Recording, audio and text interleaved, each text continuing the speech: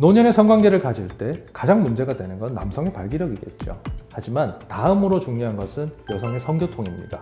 폐경이 되고 여성 호르몬이 사라져서 질벽이 얇아져 버리면 성관계를 통한 마찰에 쉽게 상처를 입게 됩니다. 여성 호르몬이 줄어서 윤활액마저 줄어들면 여성 생식기는 통증에 민감하고 쉽게 상처 입을 수 있으며 마찰력을 견디기 어려운 상태가 되는 겁니다. 시니어 분들의 성교통에 대한 이야기는 한번 짚어볼 필요가 있습니다. 안녕하십니까 여러분, 비뇨의학과 전문의 고재익입니다. 저는 16년차 비뇨의학과 전문의고요. 2권의 책을 쓴 의학 작가입니다. 자, 지난 시간에서는 시니어 생활에서 성생활이 가지는 의미에 대해서 한번 짚어봤습니다. 시간이 없고 살아가기 촉박한 세상 속에서 사람들은 점점 성생활에 등을 돌리고 있죠. 어차피 쓰지 않을 성기능인데 굳이 건강하게 지킬 필요가 있을까? 그런 생각이 들 수도 있습니다. 하지만 성기능은 우리가 건강하다, 건강하지 않다를 판단하는 지표가 되기 때문에 그것이 무너지는 것을 막연히 바라만 보고 있어서는 안 된다는 이야기, 그리고 남성 호르몬의 감소는 뼈 건강을 위협하는 수준으로 치달을 수 있다는 이야기, 그걸 지난 시간에 깊이 있게 들려드렸습니다. 오늘 들려드릴 이야기는 시니어 라이프에서 성관계를 가지실 때 주의하셔야 될 만한 그런 점에 대한 이야기입니다. 재밌는 이야기니까 놓치지 말고 끝까지 한번 지켜봐 주세요.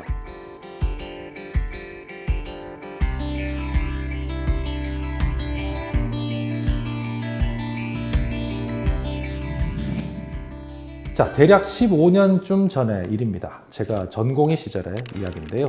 외래진료를 보고 있는데 어떤 할머니께서 문을 쾅 열고 들어오셨습니다. 그리고는 막 화를 내기 시작하셨어요.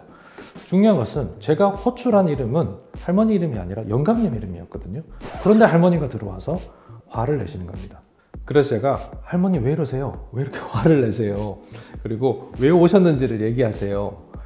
그리고 할머니, 저 할아버지 이름 불렀는데 할머니가 왜 들어오세요? 이렇게 제가 질문을 하니까 할머님께서 저 영감이 나이가 80세신데 아직도 나한테 그러자고 덤빈다. 하루에 한 번씩 덤벼서 내가 죽을 것 같다. 내가 진짜 미치겠다. 그러면서 문 밖으로 막 손가락질을 하면서 소리를 지르시고 욕을 하시고 그러셨습니다. 그래서 제가 그쪽을 이렇게 딱 보니까 영감님 한 분이 문을 빼꼼히 열고 싹 들어오셔가지고 되게 불안한 눈으로 문 옆에 이렇게 기둥에 서가지고 저를 이렇게 보시는 거예요. 그래서 할머님 이야기를 자세히 듣고 보니까 할머니가 원하는 건 그 영감님의 성욕과 성기능을 싹 다 사라지게 할 수 있는 약을 받으러 온 것이었습니다. 당신 병원에 안 가면 같이 안 산다. 그렇게까지 화를 내셔서 같이 오셨는데 영감님은 진짜 그런 약이 있을까 봐 저를 이렇게 쳐다보고 계셨던 거죠. 그런 약이 있나고요? 예, 있습니다. 예, 사실은 비뇨기 쪽에 암 환자들을 위해 개발된 남성 호르몬 억제제 같은 게 있어서 그런 걸 사용하면 그런 일을 사실 만들려면 만들 수 있겠죠. 그런데 암 환자가 아닌 분들은 그 약을 쓰지 않습니다. 약값도 비싸지만 부작용이 만만치 않게 따라오거든요. 자, 그 영감님은 정말 간절한 눈으로 저를 보고 계셨습니다. 제발 그런 약 처방하지 말아주시오. 이런 눈으로 저를 이렇게 보고 계셨어요. 그래서 제가 할머니를 설득하기 시작했어요. 할머니, 영감님께서 사시면 앞으로 얼마나 사시겠어요? 운이 너무너무 좋아도 10년 더 사실 건데 성기능은 그거보다 훨씬 작게 남았어요. 그동안 따뜻한 체온이라도 나누시고 그렇게 지내시는 게 더 좋지 않을까요?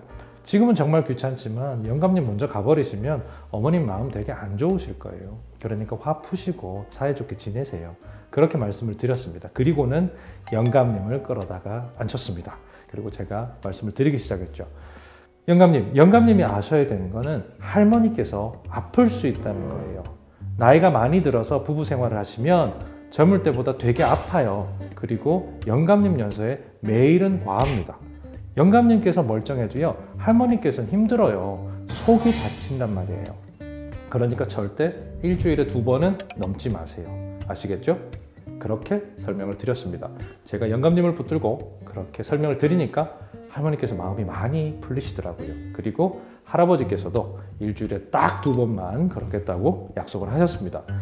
사실 이런 이야기는 앞으로는 잘 들어보기 어려운 이야기입니다. 왜냐하면 이제는 남녀 모두가 동시에 성생활을 원하지 않으면 부부 사이라 할지라도 그것을 억지로 요구할 수 없는 시대니까요. 하지만 이 이야기를 통해서 시니어 분들의 성교통에 대한 이야기는 한번 짚어볼 필요가 있습니다. 노년의 성관계를 가질 때 가장 문제가 되는 건 남성의 발기력이겠죠. 하지만 다음으로 중요한 것은 여성의 성교통입니다. 폐경이 지나고 오랜 시간이 흐르면 여성 생식기는 호르몬의 자극을 받지 못해서 많은 부분에서 변화가 일어납니다. 남성 호르몬이 정자와 정액을 풍성하게 만들어주듯이 여성 호르몬도 여성 생식기에 필수적인 역할을 합니다. 그 중에서 부부 생활과 연관이 있는 것은 질벽을 도톰하고 푹신하게 만들어주는 거고요. 윤활액이 원활하게 분비되게 해주는 것입니다. 폐경이 되고 여성 호르몬이 사라져서 질벽이 얇아져 버리면 성관계를 통한 마찰에 쉽게 상처를 입게 됩니다. 한 번의 관계에도 쉽게 염증이 생길 수 있고 반복되면 통증으로 이어집니다. 얇아지는 질벽은 물리적인 자극 그 자체에도 민감해지게 만듭니다. 통증을 느끼는 신경세포 주변의 조직이 얇아지니까 통증을 많이 느끼게 되는 거죠. 여성 호르몬이 줄어서 윤활액마저 줄어들면 여성 생식기는 통증에 민감하고 쉽게 상처 입을 수 있으며 마찰력을 견디기 어려운 상태가 되는 겁니다. 결과는 당연히 통증으로 이어지죠. 시니어 라이프에서 부부 생활 중에 통증이 자꾸 발생한다면 일단은 산부인과에 먼저 들러보시길 바랍니다. 여성 호르몬이 사라지면서 질벽은 어느 정도 얇아졌는지, 본인이 모르고 있던 질염이나 숨어든 세균은 없는지 확인을 먼저 해야 합니다. 만약 세균이 있다면 항생제를 사용해서 균을 없애고 소염제를 통해서 염증을 가라앉혀야겠죠. 이런 세균 감염이 빈번하게 재발한다면 산부인과에서 권장하는 유사균 같은 것도 도움이 될 수 있습니다. 질벽이 얇아지는 부분은 여성 호르몬을 함유한 연고를 생식기에 꾸준히 발라주는 방법으로 해결할 수 있습니다. 호르몬 자체를 전신적으로 보충해주는 방법, 약을 먹는 방법도 있겠지만 거기도 부작용이 없는 게 아니라서요. 필요한 부위에만 작용하는 연고가 부작용에 대한 부담도 적습니다.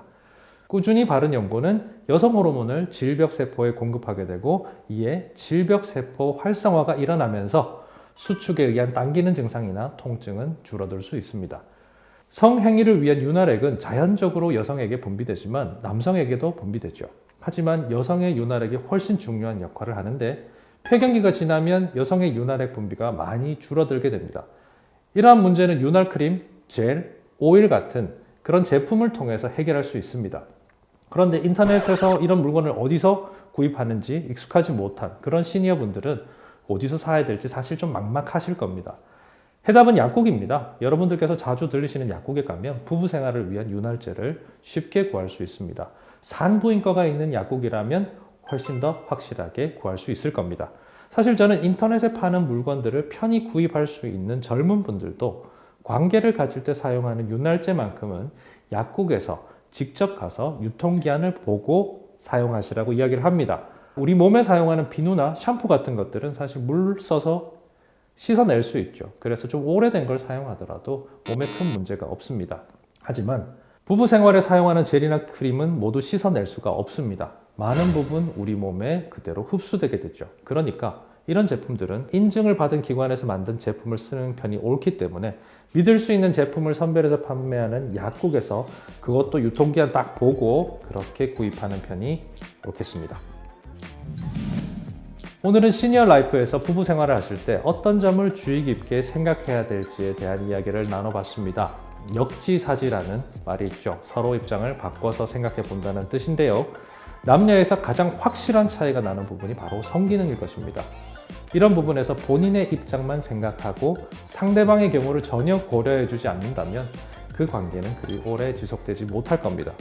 서로를 사랑하고 각자의 입장을 생각해 줄 수 있다면 더 행복한 시니어 라이프를 즐기실 수 있지 않을까 생각합니다. 지금까지 저는 비뇨의학과 전문의 고재익이었고요. 다음 시간에 더 알찬 정보로 찾아뵙겠습니다. 감사합니다.